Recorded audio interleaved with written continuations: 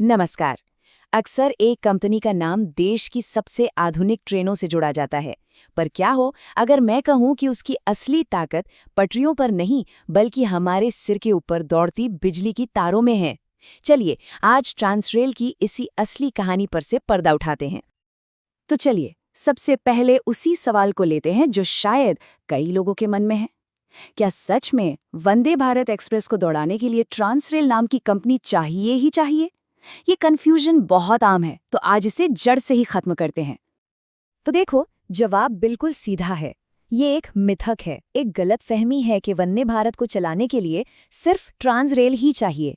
हकीकत ये है कि ट्रेन को चाहिए ओवरहेड इक्विपमेंट यानी बिजली की लाइनें, और ट्रांसरेल इन्हें बनाने वाली कई कंपनियों में से बस एक है। अगर एल&टी या केईसी जैसी कोई दूसरी कंपनी भी ये लाइनें बना दे तो भी ट्रेन वैसे ही दौड़ेगी। मतलब ट्रेन को कंपनी से नहीं करंट से मतलब है। तो अब जब ये साफ हो गया है कि ट्रांसरेल क्या नहीं है, तो चलिए अब फोकस करते हैं कि ये कंपनी असल में है क्या। और यकीन मानिए, ये एक बहुत बड़े और बिल्कुल अलग सेक्टर की एक बहुत बड़ी खिलाड़ी है। तो फिर इनका असली काम क्या है? ये देखिए, यही है असली कहानी। कंपनी का 93%, जी हाँ 93% बिजनेस आता है ट्रांसमिशन और डिस्ट्रीब्यूशन से, जिसे हम टी&डी कहते हैं। रेलवे और बाकी सब तो बस 7% का छोटा सा हिस्सा है। इनका असली खेल ट्रेन दौड़ाना नहीं, बल्कि पूरे पूरे देश में पावर को एक कोने से दूसरे कोने तक पहुंचाना है। तो ये टी&डी ईपीसी सुनने में थोड़ा भारी भरकम लगता है ना, पर असल में ये बड़ा सिंपल है। ईपीसी का मतलब है इंजीनियरिंग, प्रोक्योरमेंट और कंस्ट्रक्शन। इसे 3 आसान स्टेप्स में समझिए। पहला, वो पूरे पावर लाइन सिस्टम को डिजाइन करते हैं। दूसरा, वो टावर और कंडक्टर जैसी जरूरी चीजें खुद ही बनाते हैं। और तीसरा, वो साइट पर जाकर सब कुछ इंस्टॉल करके पावर चालू भी करते हैं। मतलब A to Z सारा काम खुद। चलिए अब आते हैं नंबर्स पर। देखते हैं कि ये कंपनी असल में कर कैसा रही है।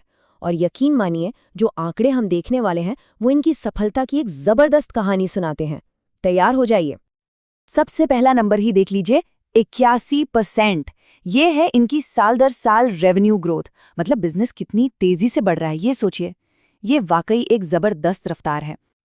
लेकिन क्या सिर्फ सेल्स बढ़ रही है? नहीं नहीं, मुनाफा देखिए, 106 करोड़ रुपए का नेट प्रॉफिट, जो पिछले साल के मुकाबले 2 गुने से भी ज्यादा है। 105% की ग्रोथ, ये होता है असली कमाल। और ये सब वो कर रहे हैं गजब की एफिशिएंसी के साथ। 12% से ज्यादा का ईबीडा मार्जिन, ये अपनी इंडस्ट्री के बेस्ट में से एक है। आसान भाषा में कहें तो अपने हर काम पर वो बहुत मोटा पैसा बना रहे हैं। और भविष्य कैसा दिख रहा है वो तो और भी शानदार है। करीब करीब 15,637 करोड़ रुपए की ऑर्डर बुक है इनके पास। इसका मतलब है कि आने वाले कई सालों तक इनके पास काम की कोई कमी नहीं है और ग्रोथ लगभग तय है। तो सवाल ये है कि ये जबरदस्त नतीजे आ कहां से रहे हैं? चलिए अब इनकी स्ट्रैटेजी के अंदर झांकते हैं और इनके ग्लोबल ग्रोथ का ब्लूप्रिंट समझते हैं। इनके ऑर्डर बुक को देखिए, पूरी कहानी यहीं साफ हो जाती है। 60% काम इंडिया में है और 40% काम विदेशों से आ रहा है, खासतौर पर अफ्रीका से। ये एक बहुत ही स्मार्ट बैलेंस है, जो एक तरफ तो देश में ग्रोथ को पकड़ता है और दूसरी तरफ विदेशी मार्केट से कमाई करके रिस्क को भी कम करता है। इनकी कामयाबी का एक बहुत बड़ा राज है ये शब्द, बैकवर्ड इंटीग्रेशन। सुनने में कॉम्प्लिकेटेड है, पर इसका मतलब बहुत सीधा है। जो सामान चाहिए वो खुद बनाओ। ये अपने टावर, अपने कंडक्टर किसी और से खरीदने की बजाय खुद बनाते हैं। इससे होता क्या है, इन्हें किसी सप्लायर का इंतजार नहीं करना पड़ता। कॉस्ट, क्वालिटी, टाइमिंग सब कुछ इनके अपने कंट्रोल में रहता है, और यही इनका सबसे बड़ा कॉम्पिटिटिव एडवांटेज है। तो इनकी सक्सेस का फॉर्मूला क्या है? असल में ये कई चीज़ों का एक जबरदस्त कॉम्बिनेशन है। अपने ज़रूरी चीज़ें खुद बनाना, सिर्फ और सिर्फ टी&डी पर 90% से ज़्यादा फोकस रखना, बहुत सोच समझकर ऑर्डर चुनना, अफ्रीका के 15 देशों में मजबूत पकड़ और इंटरनेशनल प्रोजेक्ट्स के लिए सेफ फंडिंग।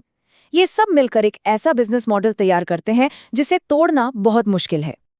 और ये बात उनके मैनेजमेंट के इस एक स्टेटमेंट से बिल्कुल साफ हो जाती है। वो बस आंख बंद करके किसी भी कीमत पर ग्रोथ के पीछे नहीं भाग रहे। उनकी ग्रोथ सोची समझी है, नपी तुली है, और सबसे जरूरी बात, फायदे वाली है। ये एक लॉन्ग टर्म विजन वाली बात है। अब आते हैं उस बात पर जो शायद इस कंपनी को सबसे अलग बनाती है, एम्बिशन के साथ साथ डिसिप्लिन। ये कंपनी जितनी महत्वाकांक्षी है उतनी ही अनुशासित भी। और इनका रिस्क मैनेजमेंट का तरीका, वो तो देखने लायक है। ये एक लाइन इनकी पूरी फिलॉसफी बता देती है। हमें मिलने वाले 10 में से 5 कामों के लिए हम बोली ही नहीं लगाते। जरा सोचिए, इसका मतलब है कि वो आधा काम तो सीधे सीधे मना कर देते हैं। वो सिर्फ वही प्रोजेक्ट उठाते हैं जिसमें मार्जिन अच्छा हो, क्लाइंट सही हो और रिस्क कम हो। ये दिखाता है इनका जबरदस्त अनुशासन और कॉन्फिडेंस। लेकिन इस अनुशासन का मतलब ये बिल्कुल नहीं है कि वो आगे बढ़ने से डरते हैं। बिल्कुल नहीं। वो भविष्य के लिए बहुत बड़ा दांव लगा रहे हैं। अपनी टावर और कंडक्टर बनाने की कैपेसिटी को डबल से भी ज्यादा कर रहे हैं। 520 करोड़ रुपए का इन्वेस्टमेंट प्लान है इनका। मतलब वो अपनी विशाल ऑर्डर बुक को पूरा करने के लिए पूरी तरह से कमर कस रहे हैं। तो इस पूरी कहानी का निचोड़ क्या है? ये कहानी है डिसिप्लिन्ड एग्जीक्यूशन की। एक ऐसी कंपनी की जो अपने सिद्धांतों पर मजबूती से टिकी है, बहुत सावधानी से रिस्क मैनेज करती है और फिर भी बहुत महत्वाकांक्षी तरीके से आगे बढ़ती है। ये कैलकुलेटेड ग्रोथ का एक टेक्स्ट बुक एग्जाम्पल है। और ये हमें एक बहुत बड़े सवाल पर लाके छोड़ता है। आज जब पूरी दुनिया अपने पावर ग्रिड्स को नया बना रही है, तो क्या ट्रांसरेल का ये तरीका यानी डिसिप्लिन रिस्क टेकिंग ही आने वाले समय का सबसे बड़ा कॉम्पिटिटिव एडवांटेज है? इस पर जरूर सोचिएगा।